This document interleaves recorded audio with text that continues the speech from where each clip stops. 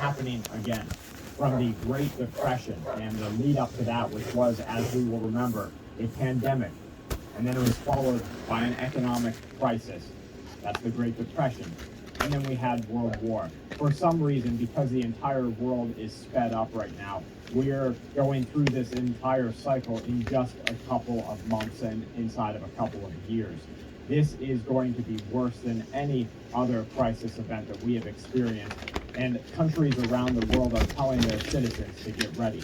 From Germany doing what they can and telling their countrymen to go out and buy 10 days worth of food.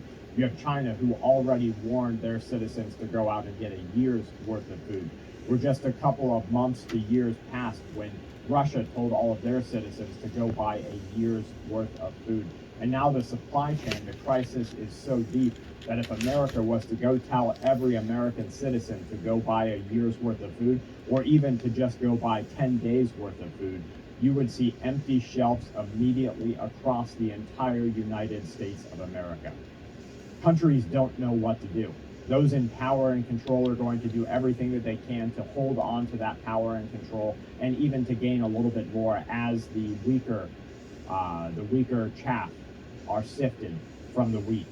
The BOE, the Bank of England, is saying that I see a case for a further rise in bank rates depending on how the economy evolves. The first batch of oil to be returned to strategic reserves in the United States of America will not happen until after fiscal year 2023, depending on market conditions. That's according to U.S. sources. Russia's ambassador to the U.S. says that NATO isn't taking the threat of nuclear war seriously enough, and there will be no winners if or when this happens. ConocoPhillips is saying that inflation is not transitory. You have to start dealing with it. Economists are warning that there are two major sessions, single days in the past 25 years, when the S&P 500 futures were down 3% and 10-year Treasury futures were down 1%. The first, October 9th, 2008. We know what happened after that. The second, March 18th, 2020. And we know what happened after that.